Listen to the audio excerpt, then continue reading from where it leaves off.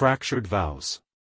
The alarm clock buzzed at 5:30 a.m., as it always did, but that morning, Mason didn't turn it off with his usual groggy groan and muttered complaints. Instead, he slipped out of bed silently, leaving Hannah staring at the ceiling in the half-light of dawn. The sound of the shower running, the faint scent of his sandalwood soap drifting into the bedroom, and then the muffled thud of his boots on the hardwood floor, all of it unfolded with mechanical precision. By the time she worked up the energy to call out to him, the front door had clicked shut. This wasn't new. Mason's departures had been growing colder, quieter, for weeks. And it wasn't just in the mornings. At night, they sat across from each other at the dinner table like polite strangers, exchanging words only when necessary. He'd nod at her stories about the boutique where she worked part-time or hum vaguely when she mentioned her latest home decor project. His focus always seemed elsewhere, his phone in hand or his thoughts drifting to the ever-growing demands of his construction business. Hannah had tried to tell herself it was just stress. Mason was in the middle of bidding for a multi-million-dollar contract that could elevate his company to the next level. But even as she repeated those excuses in her head, she couldn't shake the gnawing sense of disconnection. Once, Mason's success had been a source of pride for her. Now, it felt like an indictment of her own stalled life. It hadn't always been like this. 5 years earlier, when they'd first moved into their cozy suburban home, Mason had been the very picture of a supportive husband. He'd painted the walls the colors she chose, helped her assemble IKEA furniture late into the night, and surprised her with wine and flowers after her long days at the marketing firm. Back then, they were equals in her eyes, partners carving out their piece of the world together. But somewhere along the way, things had shifted. Mason's business had taken off, and she'd found herself slipping further into the background of his life. At first, it was subtle, a few late nights, a missed date here and there. Then came the subtle digs from friends and family. "Wow, Mason, you've really built something incredible," her father had said during one of their family dinners. "And to think, no college degree. Just goes to show how overrated school can be, huh?" The comment was meant as a compliment, but to Hannah, it felt like a jab. She'd spent 4 grueling years earning a degree in marketing, only to end up working a part-time job that barely paid above minimum wage. She'd followed the rules, done everything right, and yet here she was, outshone by her high school-educated husband. The first time she made a snide remark about Mason's lack of formal education, it had been a joke, or at least that's what she told herself. They were hosting her parents for dinner, and Mason had mentioned his plans to expand his business. "Pretty impressive for someone who barely passed high school English," she'd said with a laugh, earning a sharp look from her mother and a chuckle from her father. Mason had smiled, but it didn't reach his eyes. "Yeah, well, some of us learned by doing," he'd replied, his tone light but with a hint of an edge. Looking back, Hannah realized that was the moment the cracks had begun to form. The teasing became a habit. At first, it was little things, joking about his grammar when he misspelled a word in a text, offering to help with spreadsheets because someone needed to be the Excel expert in the family. But over time, the comments grew sharper, laced with the resentment she refused to acknowledge. And Mason, stoic, hard-working Mason, never fought back.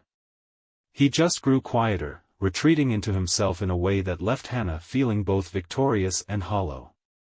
By the time she met Aidan, she and Mason were living parallel lives. They shared a house but not a home, occupied the same rooms but rarely looked at each other. And while she'd never admit it, she was starving for something Mason no longer gave her, attention. It was a rainy Tuesday afternoon when Aidan walked into the boutique. Hannah recognized him immediately, though it took a moment for her to place him.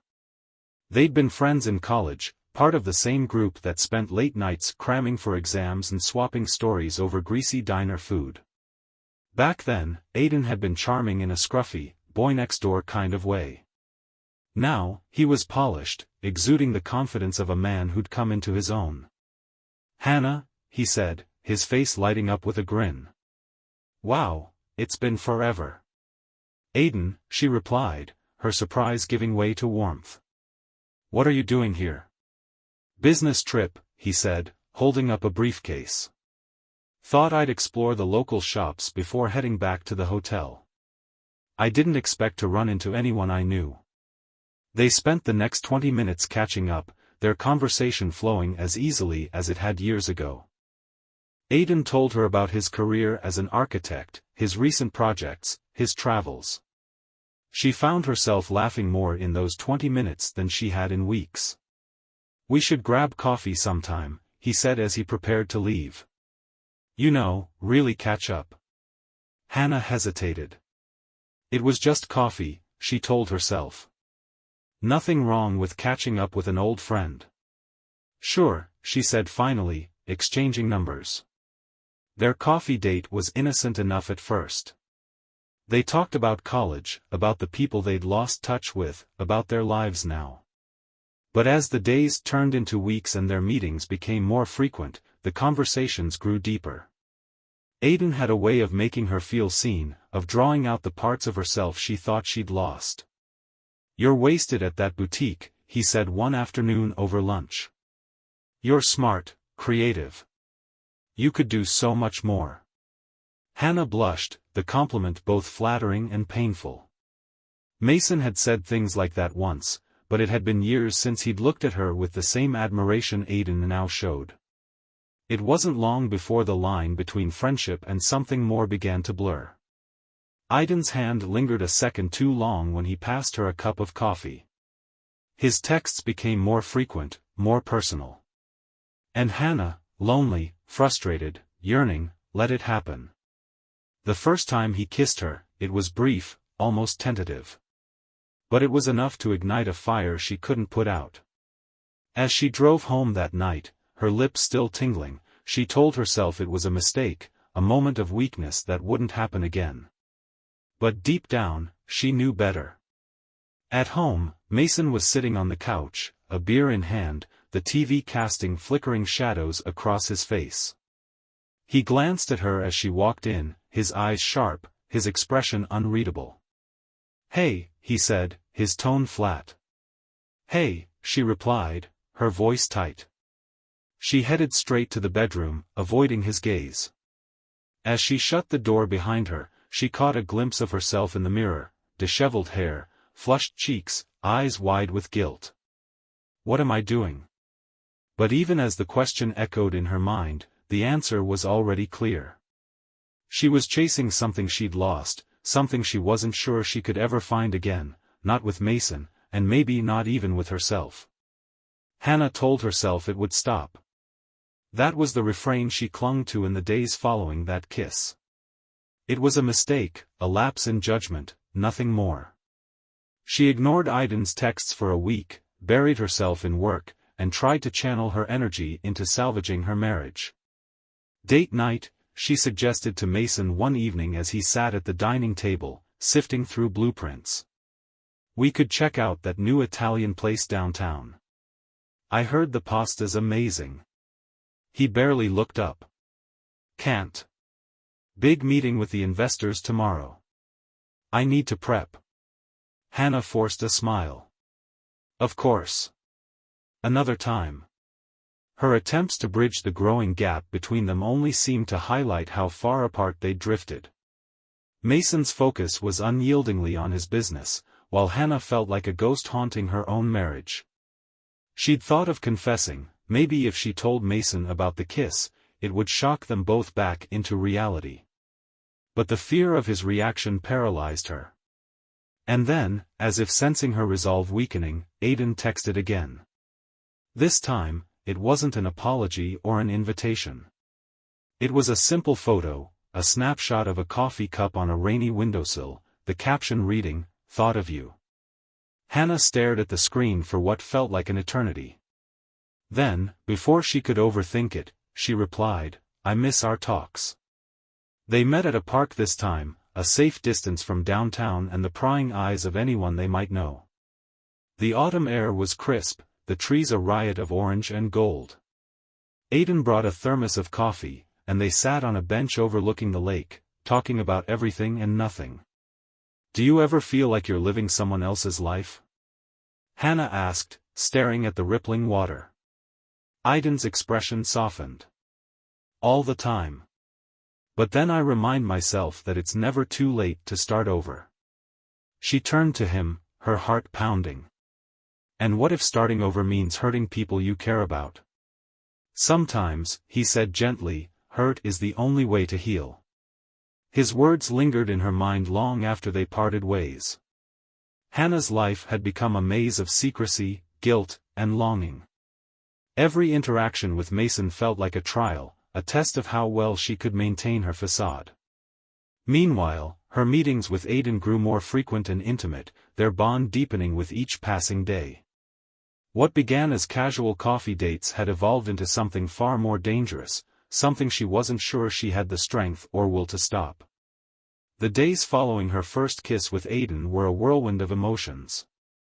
At home, Mason's indifference gnawed at her, fueling her justifications. If he cared, wouldn't he notice the change in her? Wouldn't he ask why she seemed distant, why her laughter no longer came easily? Instead, he remained buried in his work, his focus seemingly impermeable. One evening, Hannah attempted to reconnect. She cooked his favorite dinner, steak with roasted garlic mashed potatoes, and set the table with candles, a bottle of wine already uncorked. When Mason walked through the door, she greeted him with a smile that felt both hopeful and desperate. "What's the occasion?" he asked, his tone more curious than warm. "Just thought we could have a nice evening together," she replied, gesturing toward the table. He nodded, set his briefcase by the door, and washed his hands before joining her. But as they ate, the conversation remained stilted. She asked about his day, his projects, but his responses were clipped, as though he couldn't muster the energy for anything more. When she tried to steer the conversation toward their relationship, mentioning how they hadn't spent much time together lately, he merely sighed. "Hannah, I'm exhausted. Can we not do this tonight?"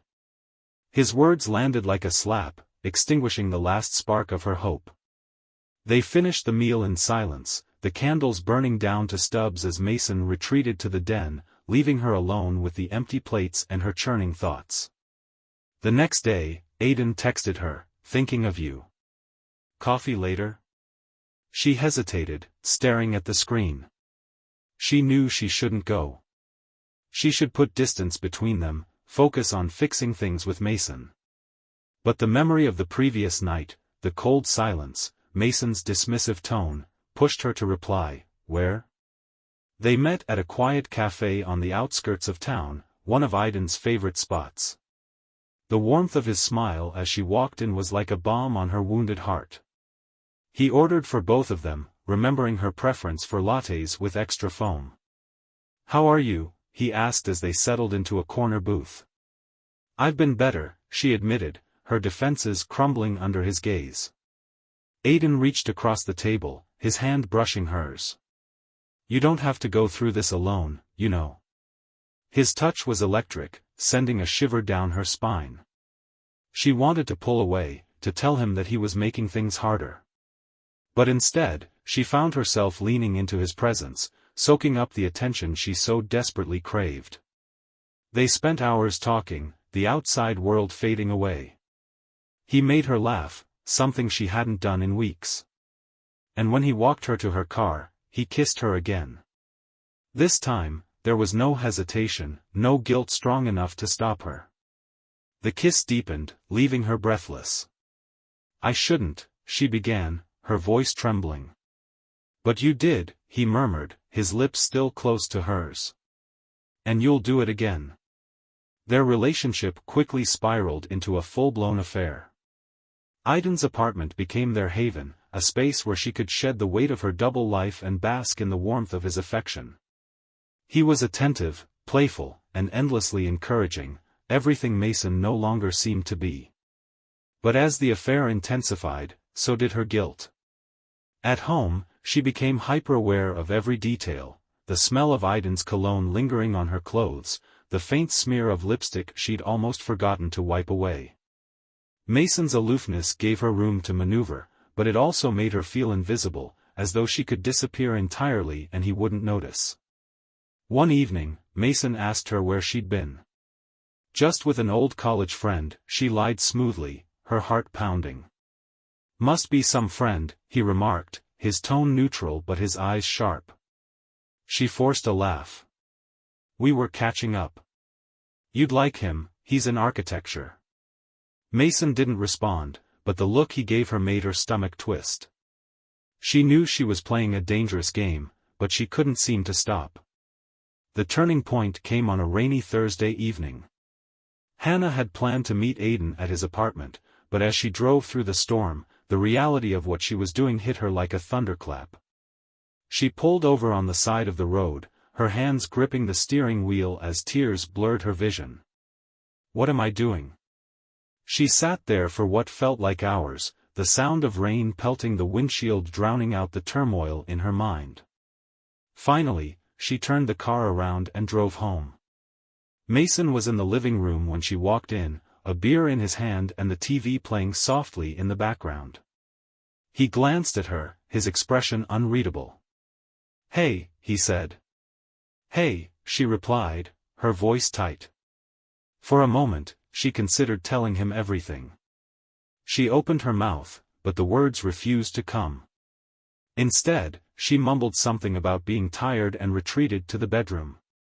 That night, she lay awake, staring at the ceiling, the weight of her choices pressing down on her like a stone. 2 days later, Hannah found the first undeniable sign that Mason knew something was wrong, a crumpled receipt from the wine bar she'd visited with Aidan, left conspicuously on the kitchen counter. Her breath caught as she stared at it, the memory of that evening flooding back. When Mason walked in, he glanced at the receipt and then at her. His expression was calm, but his eyes held a piercing intensity.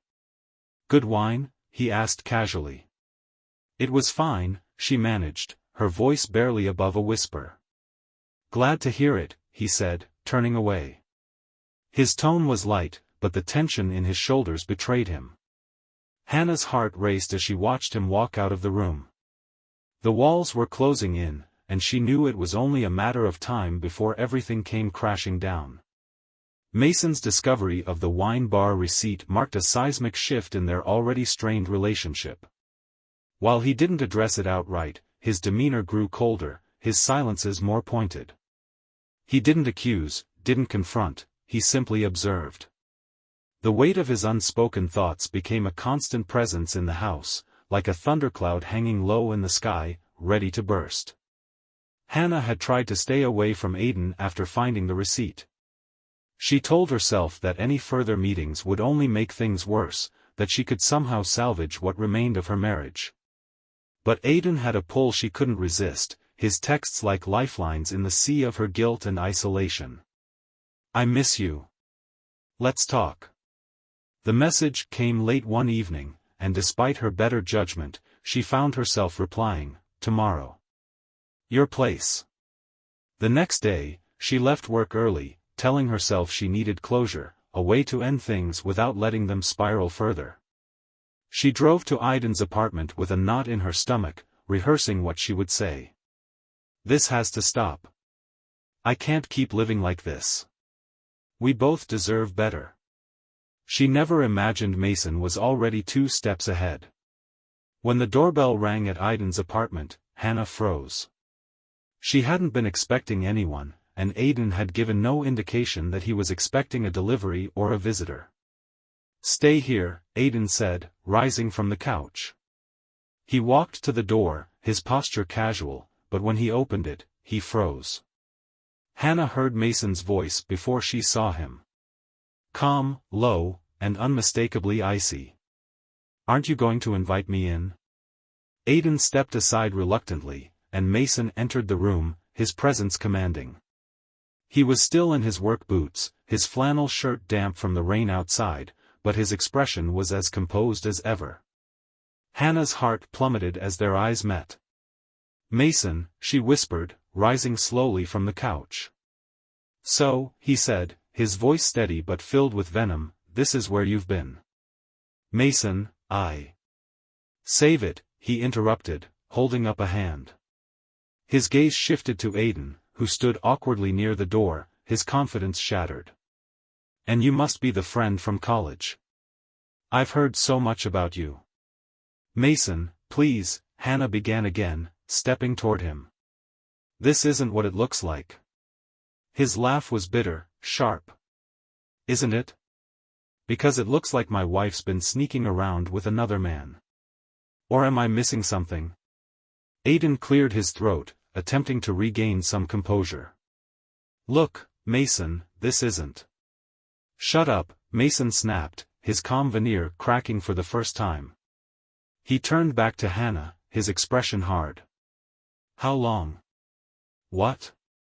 How long has this been going on? He demanded. How many times have you lied to my face, made excuses, snuck around? Hannah's mouth went dry. She wanted to deny it, to claim that it had only been a mistake, but the truth was written all over her face. I didn't mean for this to happen, she said finally, her voice barely audible. Mason laughed again, shaking his head. That's what they all say, isn't it? You didn't mean for it to happen. It just did. Mason, Hannah pleaded, tears streaming down her face. Please, let's go home. We can talk about this. Home, he interrupted, his tone laced with disdain. What home, Hannah? The one you've been using as a cover while you screw around with him? Aiden stepped forward, his hands raised in a gesture of peace. Listen, man, I don't want any trouble. Trouble? Mason turned on him, his voice rising. You've got a lot of nerve talking about trouble. You come into my life, take what's mine, and now you want to play peacemaker? Aiden flinched but didn't reply, his gaze darting between Mason and Hannah. The tension in the room was suffocating, each second stretching into eternity. I trusted you, Mason said, turning back to Hannah. His voice cracked, the anger giving way to pain. I gave you everything I had.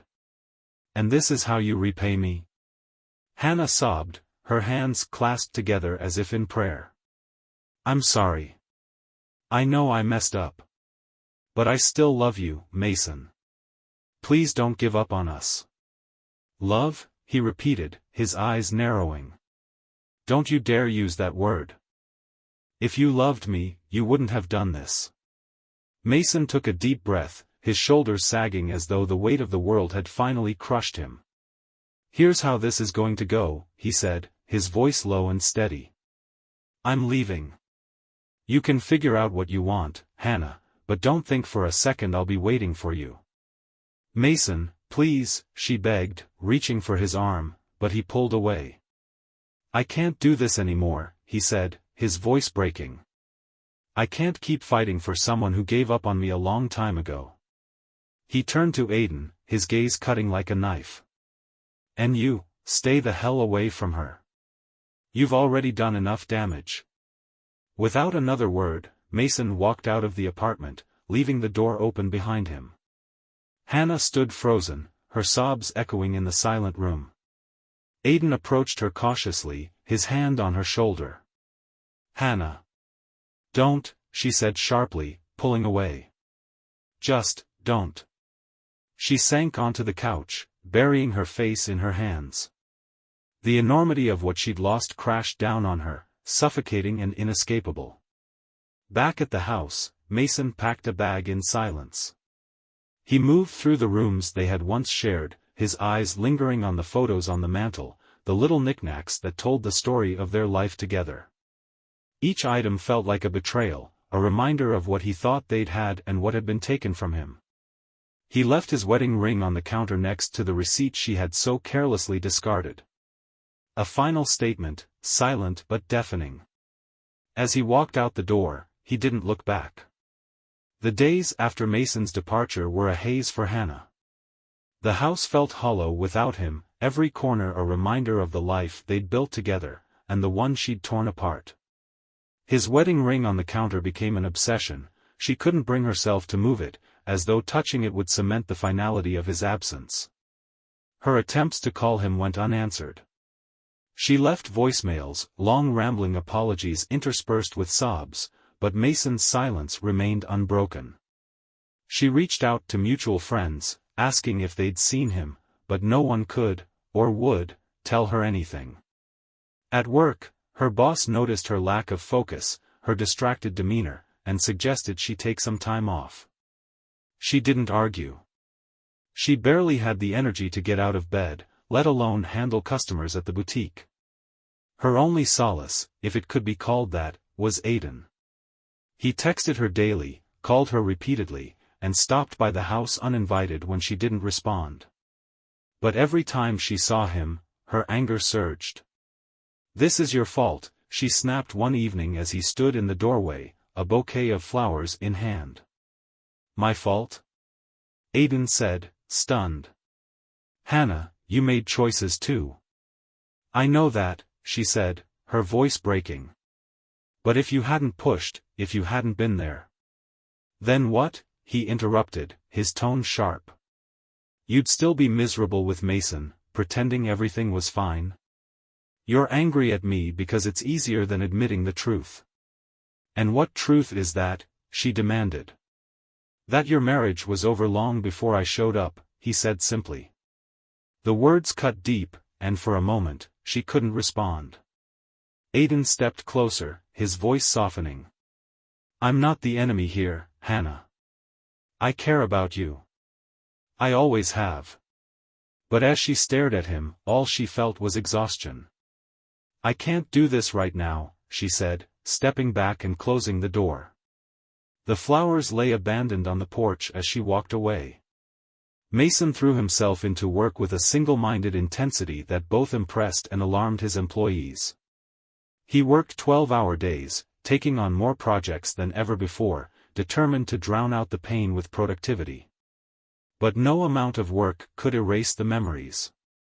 Late at night, in the quiet of his rented apartment, he found himself scrolling through photos on his phone, vacations with Hannah, holidays with her family, lazy Sunday mornings spent in their cozy living room. Each image was a knife to the heart, a reminder of what he'd lost. He considered calling her, more than once. The voicemails she'd left sat in his inbox, untouched but not deleted. He didn't listen to them, he wasn't ready. Instead, he focused on building a life without her, though the emptiness in his chest refused to be filled. One evening, as he locked up the office, he ran into an old friend, Mark, who invited him out for drinks. Mason hesitated but eventually agreed. The bar was loud and crowded, a stark contrast to the solitude he'd grown accustomed to. But as the night wore on, he found himself laughing, enjoying the company in a way he hadn't in months. "You've been through hell," Mark said, clinking his beer against Mason's. "But you'll come out the other side. Stronger, smarter. Trust me." Mason nodded, though he wasn't sure he believed it. Still, for the first time, he felt a flicker of hope. 3 months after the confrontation, Hannah and Mason crossed paths unexpectedly. It was a Saturday morning, and Hannah was at the farmer's market, hoping to distract herself with the bustle of the crowd. She was examining a stand of fresh herbs when she heard his voice. "Hannah." She turned, her breath catching. Mason stood a few feet away, holding a basket filled with produce. He looked the same, rugged, confident, but there was a distance in his eyes that hadn't been there before. "Mason," she said, her voice barely above a whisper. "Hi." An awkward silence stretched between them before he nodded toward her basket. "Cooking something?" She glanced down, realizing she was holding a bundle of parsley she hadn't meant to buy. "Just looking," she said lamely. He nodded, his expression unreadable. "You look well." "So do you," she replied, though the words felt hollow. Another silence. She wanted to say more, to tell him she was sorry again, but the words stuck in her throat. "Well," he said finally, shifting his weight. "Take care of yourself." "You too," she whispered as he walked away. Her heart ached watching him go, but she knew better than to follow. A week after the encounter, Hannah decided to write Mason a letter. She poured her heart into it, recounting their happiest memories and apologizing for the choices that had destroyed their marriage. She didn't ask for forgiveness or reconciliation, she knew those were no longer hers to claim. Instead, she wished him happiness, a life filled with the love and joy she couldn't give him. She left the letter in his mailbox, unsure if he'd even read it. Days passed without a response, and she tried to accept that this was the end. But one evening, as she was cleaning the kitchen, her phone buzzed with a message from Mason. "I got your letter. Thank you." It wasn't much, but it was enough. In the months that followed, Hannah began to rebuild. She started therapy, took on more hours at the boutique, and even enrolled in a course on interior design, a passion she'd long ignored. Slowly, she found herself again, though the scars of her mistakes would always remain. Mason continued to thrive in his work, and while he remained guarded, he allowed himself to consider the possibility of love again. The pain of Hannah's betrayal never fully disappeared, but it no longer defined him. As for Aidan, he drifted out of Hannah's life. Their relationship, built on a foundation of pain and deception, couldn't withstand the weight of reality. She wished him well but knew she had to let him go to truly move forward. In the end, Hannah and Mason's paths diverged completely, each carving out a new life from the wreckage of their shared past. And while the wounds they inflicted on each other would never fully heal, they both learned the hardest lesson of all: sometimes, love isn't enough.